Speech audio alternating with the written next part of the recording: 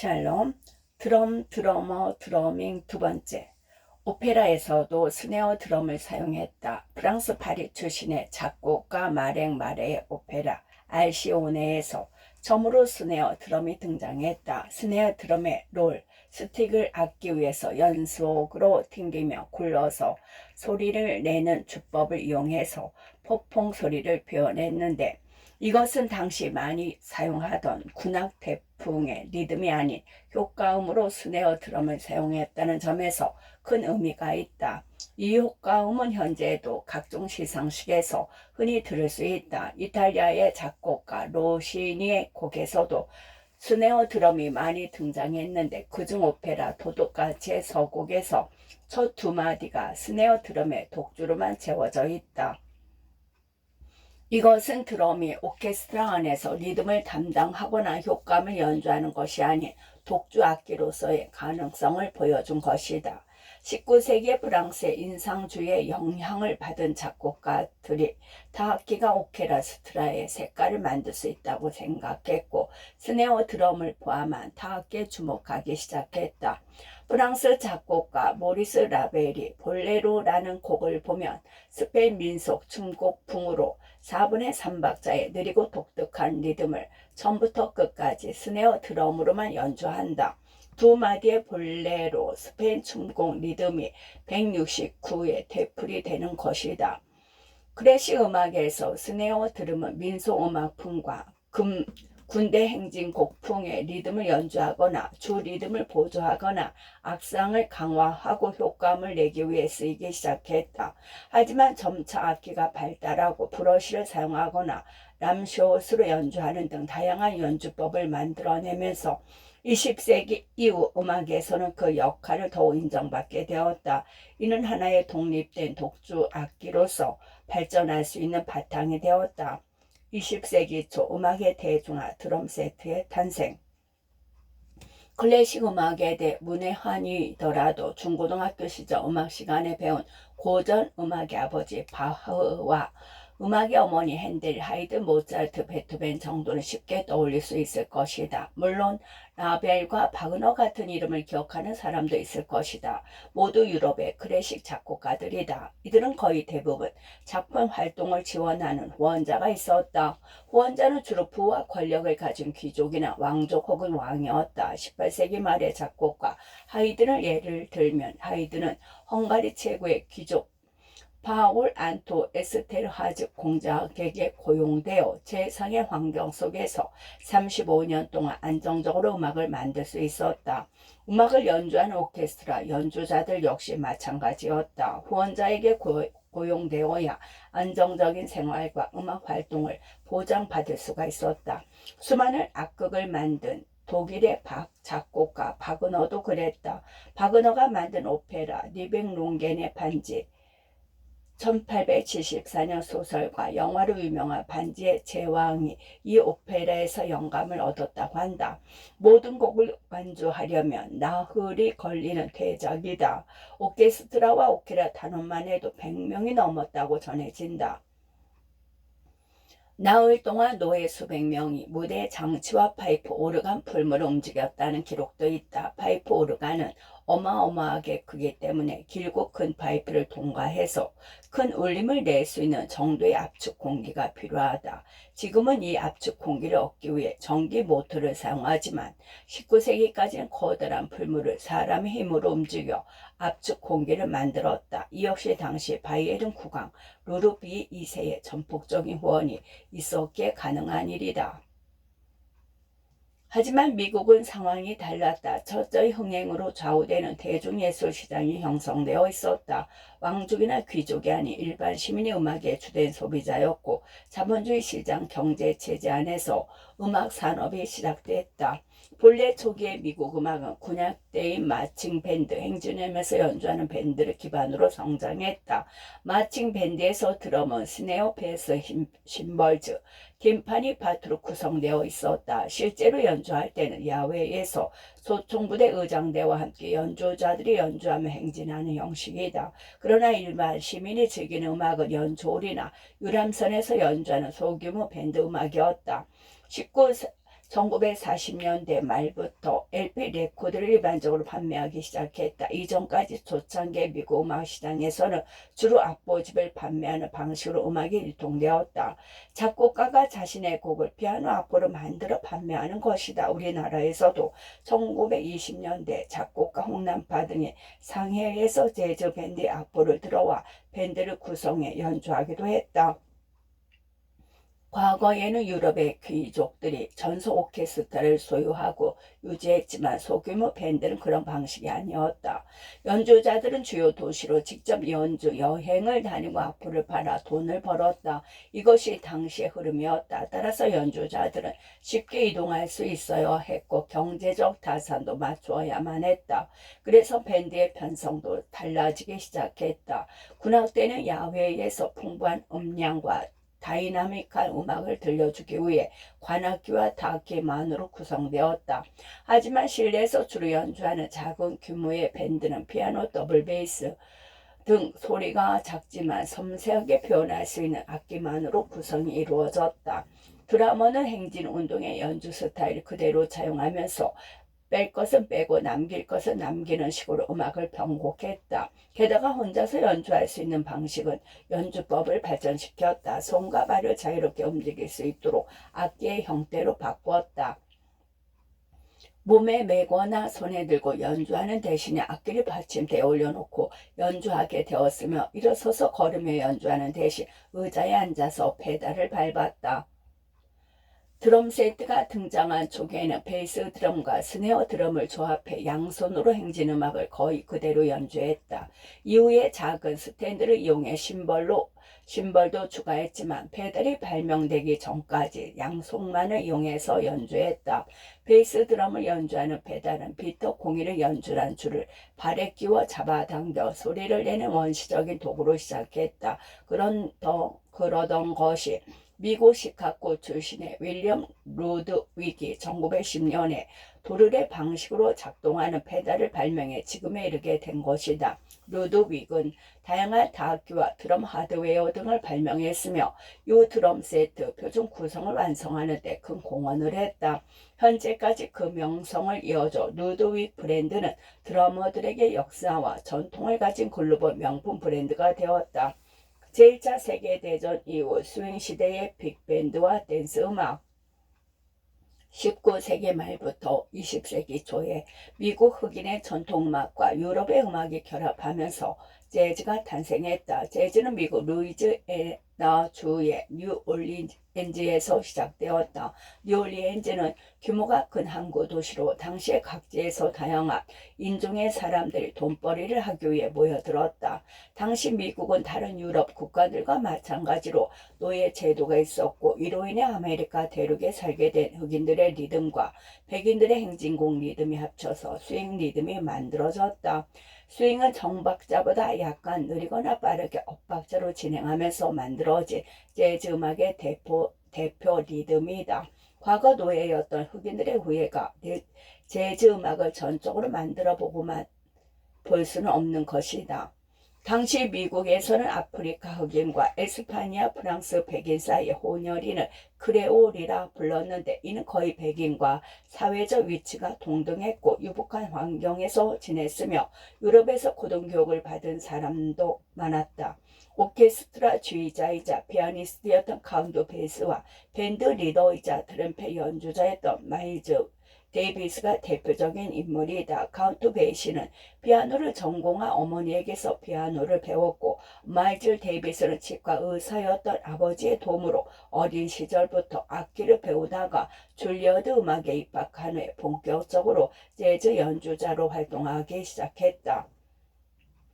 초기의 재즈 연주자들은 악보를 읽을 줄 모르는 경우가 많았고 주로 감각에 의존해서 정해진 테마를 반주하는 방식으로 연주했다. 그러나 크레올 계층은 악기 연주와 음악에서 단순한 연주 기교나 즉흥 연주를 넘어 체계적인 음악 교육을 토대로 재즈 음악 이론을 정립했다. 또한 재즈 음악을 더 높은 수준으로 끌어올렸으며 드럼 연주에서도 마찬가지였다. 1900년부터 1940년까지는 드럼 세트의 형태가 만들어지는 시기였다. 이 시기에는 딕시랜드, 20세기 초 뉴올리언스에서 발달한 초기 재즈 밴드와 레그타임, 당김음이 많은 악곡, 1900년대 초에 미국 흑인들이 처음 연주하기 시작한 피아노 재즈 음악을 거쳐서 대규모의 빅밴드가 형성되었다. 댄스홀에서 빅밴드의 스윙 연주에 맞춰 춤을 추는 유혹 문화가 만들어졌고, 음반이 유통되기 시작하면서 스타 뮤지션이 생겨났다. 과거 프랑스의 식민지였던 미국 루이지애나 주의 도시 뉴올리언스는 스페인의 운송선 아미스타드호가 노예를 실어왔던 항구 도시다. 이곳은 술과 마약 매출이 성행했고 아예 공창지대가 생겨날 정도다. 자연스레 밤문화가 발달해 재즈 연주자가 활동할 수 있는 극장이 많이 들어서 있었다. 하지만 1917년 미국이 제2차 세계대전에 참전하면서 뉴올리언즈는 군수물자를 운반하는 군항으로 쓰였고, 군의 기강 해이를 막기 위해 당시의 대표적 홍등가였던 스토리비를 전격적으로 폐쇄했다. 이로 인해 재즈 연주자들이 북부로 이동하기 시작했고, 1920년대 시카고에 자리를 잡아 재즈가 번성하게 되었다. 때마침 축음기의 보급으로 재즈 음반이 큰 인기를 얻었고, 킹 올리버, 루이 암스트롱과 같은 대스타가 탄생했다. 이들은 지역사회뿐만 아니라 미 대륙 전체와 유럽을 넘어 세계적으로 이름을 알렸다. 스윙 리듬에는 춤추기와 적합한 흥겨움이 있다. 댄스홀에서 춤추는 문화가 생겨나면서 스윙 밴드는 폭발적인 인기를 얻었다. 댄스홀은 규모가 점점 커졌고 그에 맞춰 밴드 구성원 역시 많아졌다. 현재라면 전기 장비를 이용해서 악기 음량을 증폭할 수 있겠지만 당시로는 불가능했기 때문에 빅밴드가 필요했다. 그래서 스윙 밴드는 보통 10명 이상으로 구성되었으며 전성기에는 100명 이상으로 구성된 밴드도 있었다. 리듬 섹션, 리듬을 중심으로 연주한 악기군이 발달되어 있었다. 베니 굿맨, 듀크 엘링턴, 루이 암스트롱 등 밴드의 리더 이름을 내세운 10인조 이상의 빅밴드가 큰 인기를 얻었다. 스윙 음악에 맞춰 춤추는 역동적인 스윙 댄스는 현재까지도 이어져서 춤의 한 장르로 자리를 잡았다. 우리나라에서도 다수의 스윙 댄스 동호회가 활발히 활동하고 있으며 북유럽 등 세계 등지에서도 많은 인기를 누리고 있다. 제2차 세계대전 이후 간보 밴드와 소규모 악단, 간보 밴드는 작은 편성이라는 말에 생겨난 용어로 소규모로 편성된 기악 그룹을 말한다. 1935년경 재즈 클라린의 연주자이자 밴드 리더인 베니 굿맨이 오케스트라와 병행해 3인조 4인조 밴드를 조직해 댄스가 아닌 감상용 재즈를 연주하면서 생겨나기 시작했다. 오늘날에는 일반적으로 3명에서 8명 정도로 구성된 악단을 간보 밴드라고 한다. 우리나라에서는 군악대에서 드럼, 베이스, 기타, 키보드, 보컬 이렇게 6인조 구성으로 팝스타일을 연주하는 밴드를 여전히 간보 밴드라고 부른다. 간보 밴드를 구성하는 인원수는 정해져 있지 않지만 일반적으로 대규모인 폴 밴드와는 대비된다. 재즈 오케스트라의 경우 빅간보 또는 소볼 밴드라고도 한다. 1950년대 이후 앰프나 스피커 같은 소리를 증폭시키는 기기가 개발되면서 대규모가 아니어도 음량을 크게 연주할 수 있게 되었다. 이로 인해 빅밴드는 쇠퇴하기 시작했고 소규모의 밴드가 성행했다. 이것은 스윙 시대에도 비밥 시대로 이어지는 1940년대 중반부터 미국에서 유행한 템포가 빠른 재즈 음악 시대로 이어지는 재즈 음악 역사의 변화 중 하나다. 또한 춤을 추기 위한 음악에서 순수하게 음악 자체를 감상하는 음악으로 넘어가는 시기이기도 하다. 5인조 이하의 소규모 간보 밴드와 함께 스윙 재즈보다 더 빠르게 흥분되고 강렬한 비밥 재즈 음악에 맞춰 춤을 추지 않고 클래식과 같이 순수하고 감상을 원하는 청중들을 사로잡았다. 이후 하드밥, 비밥의 갭으로 이른 다른 장르의 재즈, 아방가르드 재즈, 전위적인 스타일의 재즈로 뻗어나가며 일반 대중과는 조금은 멀어진 길을 갔고 많이 마니아들의 음악으로 자리를 잡았다. 재즈가 부흥하던 비슷한 시기에 리드 앤 블루스, 1940년대 발생한 장르로 블루스의 스윙 리듬이 섞인 것을 말한다. 음악도 인기를 끌었다. 대표적인 음악가로는 작곡가이자 피아니스트인 젤리 롤 모톤, 피아니스트이자 싱어롱라이터인 제리리 루이스가 있다. 영화 열정의 로큰롤을 보면 이 시기의 대중음악 분위기를 잘 알 수 있다. 로큰롤의 본격적인 인기와 흥행은 슈퍼스타의 탄생의 도화선이 되었다. 6080 시대 로큰롤과 슈퍼스타.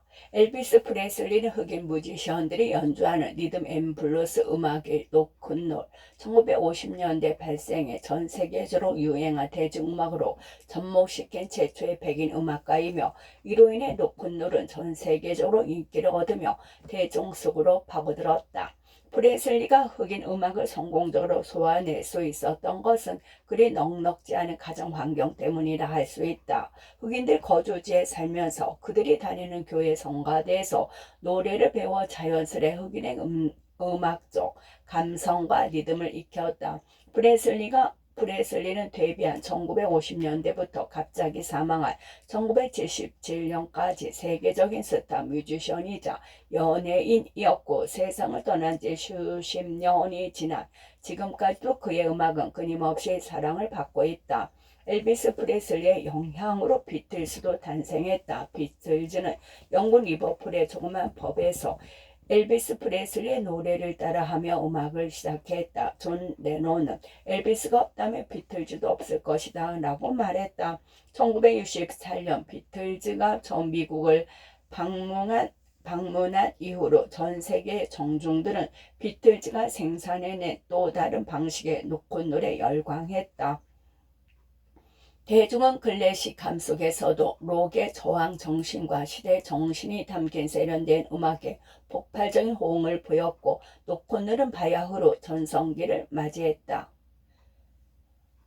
이러한 로큰롤의 저항 정신과 시대 정신을 반영하듯 미국에서는 반정운동과 함께 이전 세대의 문화와 사고를 거부하는 히피 문화가 생겨나기 시작했다. 1969년 미국에서 우드스톡 페스티벌이 처음 개최되었다. 이 페스티벌에는 제니스 조플린, 지미 핸드리스, 레드 제플린, 크림 등 당대 최고의 록 뮤지션이 참가했다. 파격과 실험적인 시도를 하는 록 음악이 젊은이들의 귀를 사로잡았다. 무라카미류의 소설 육구를 보면 이 우드스톡 페스티벌이 생긴 1969년을 다음과 같이 언급했다. 비틀즈는 발표했고, 롤링스톤즈는 히트시켰으며, 머리카락을 마구 기른 히피들이 사랑과 평화를 부르짖었다. 파리에서 드골은 정권에서 물러났고, 베트남 전쟁은 여전히 계속되고 있었다. 1969년은 그런 해였다. 재즈 음악계를 보자면 마일즈 데이비스가 음반을 발표하고 작곡가이자 색스폰 연주자 존 컬레 레인을 내놓는 등 괄목할 만한 성과가 있었다. 하지만 이후에 다시 이전 시대와 같이 재즈 음악이 선풍적으로 대중의 인기를 모은 적은 없었다. 다만 재즈법의 어법을 연구하는 뮤지션들과 일부 마니아들이 즐기는 음악으로 자리 잡았다고 할 수 있겠다.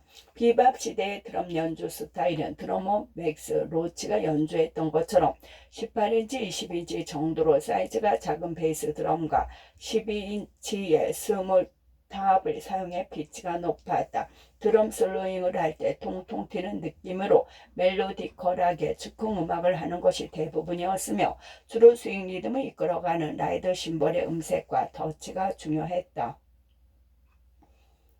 롤 음악에서는 좀 더 큰 드럼통을 사용했고, 종소리보다 폭발하는 듯한 강렬한 스네어 드럼, 좀 더 피치가 낮은 담탕, 그리고 강렬한 느낌이 나는 심벌 소리를 많이 선호했다. 즉흥 연주보다는 강렬한 리듬을 중심으로 연주했다.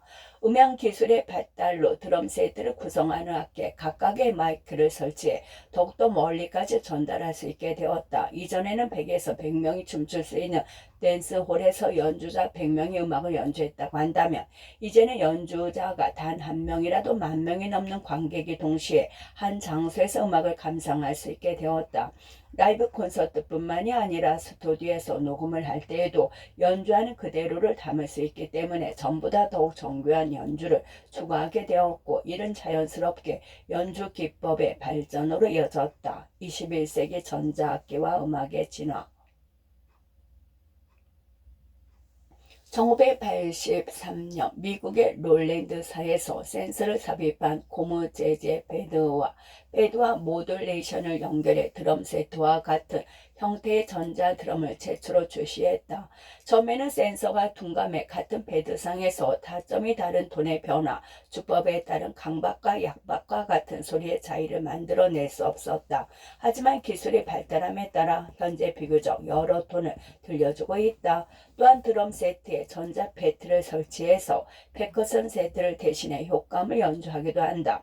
2002년 모던 드러머 페스티벌에서 세계적인 드러머 조조 베이어와 그의 프로젝트 팀 너브는 이러한 시도를 보여주었다.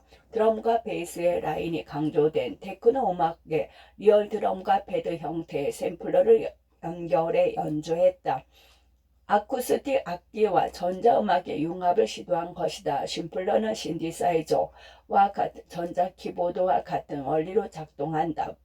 모듈이 악기 소리를 입력하고 키를 누를 때마다 소리를 출력하는 것이다. 다만 건반 대신에 스틱으로 두드릴 수 있는 고무판에 센서가 내장되어 있다. 또한 말랑한 고무 버튼은 손가락으로 눌러 마치 피커션을 두드리듯 드럼 소리를 낼 수 있는 형태도 있다. 전문 드러머뿐만이 아니라 DJ 공연을 하는 중에 이러한 샘플러 비트를 만들거나 효과음을 연주하기도 한다. 앞에서 언급했던 것처럼 인류의 역사에서 드럼의 초기 모델인 단순한 소리와 일상생활의 소품, 신체의 일부를 이용해 음악을 만드는 것은 현대 음악에서도 찾아볼 수 있다. 이를테면 책상, 의자, 숟가락, 신문지 등 일상 소품과 생활의 소음을 이용했던 존 케이지 음악과 악기와 사물을 때려 부수는 행위 예술을 했던 빅남준의 시험적인 시도가 그렇다. 자신의 얼굴과 몸을 타악기처럼 두드리면서 비트를 만들고 노래했던 미국의 바비 맥벌빈의 연주 역시 마찬가지다.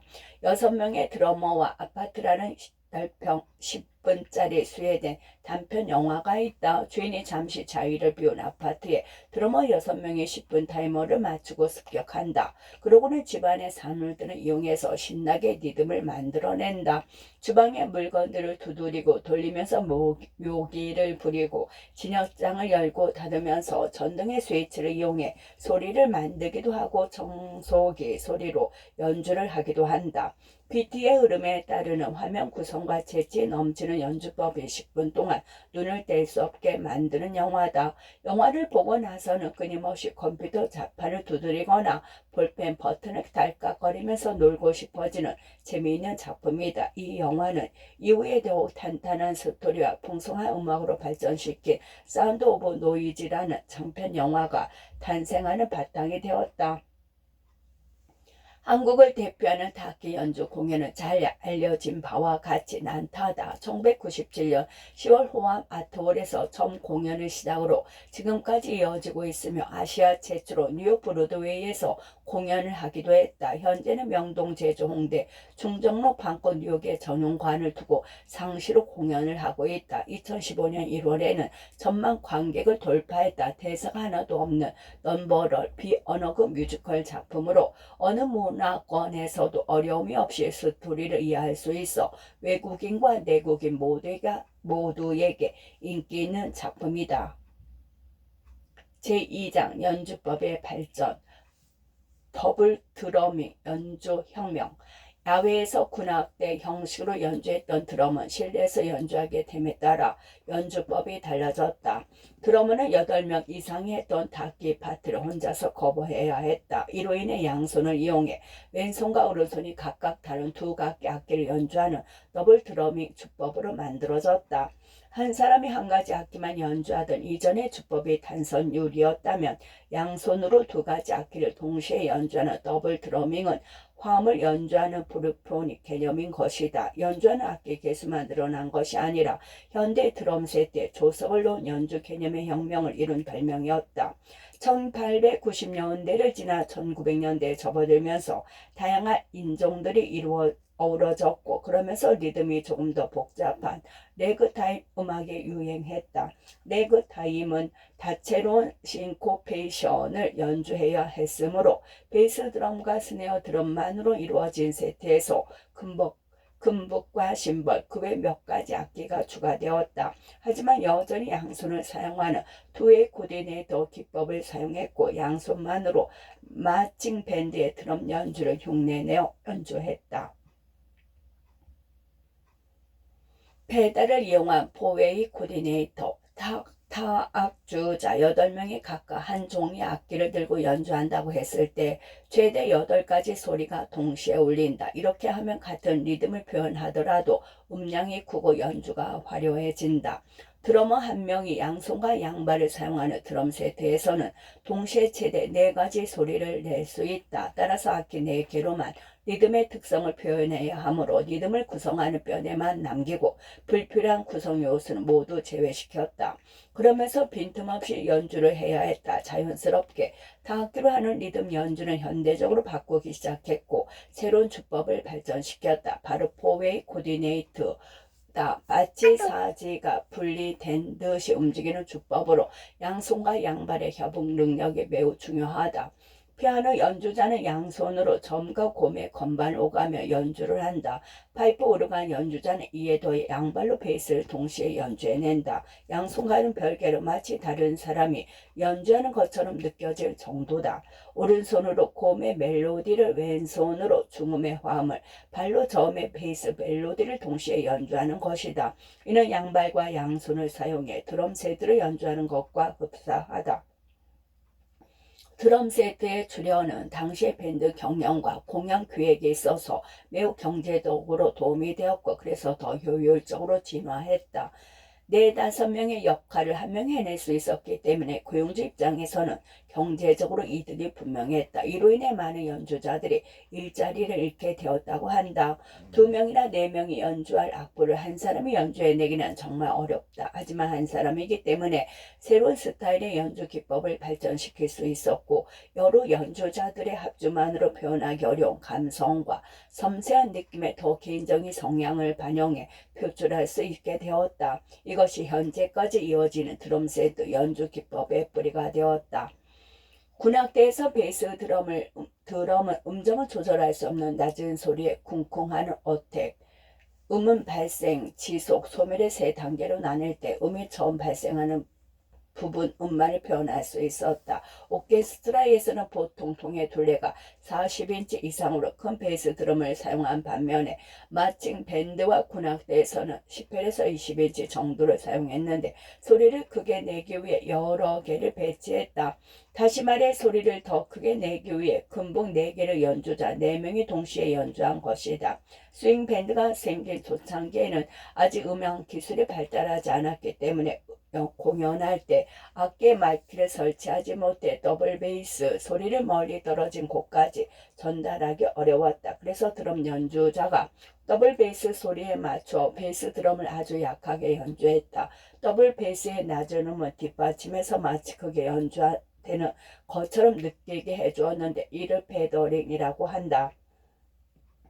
전체적으로 더블 베이스 소리가 약하면 음악이 부드럽지 않고 거칠고 시끄럽게 들릴 수 있다. 더블 베이스 소리를 보강해서 음악이 전체적으로 부드럽고 조화롭게 들리도록 한 것이다. 이것은 스피커의 우퍼 기능, 저음역대를 보강해 줌과 비슷하다. 1970년대 이후에는 베이스 드럼은 기존의 패더링 주법과는 다르고 스네어 드럼, 하이햇, 담탕과 같은 드럼 세트에 다른 악기들과 유기적으로 어울려서 리듬을 만들어냈다. 일정한 패턴만을 치는 것이 아니고 양손과 베이스 드럼을 조합해 프레이즈를 만드는 컨비네이션 테크닉, 단선율적인 연주, 손과 발이 동시에 연주하지 않는 리니어 리듬 등이 등장한다. 리니어 리듬은 하이햇, 스네어 드럼, 베이스 드럼이 각각의 역할에 따라 일정한 패턴을 조합해 리듬을 구성하는 다른 리듬과 다르게 발과 손이 동시에 연주하는 일이 없도록 연속적으로 나열해서 연주하는 것을 말한다. 즉 리니어 리듬은 한 번에 한 가지 악기를 연주해서 악기 소리가 겹치지 않는다.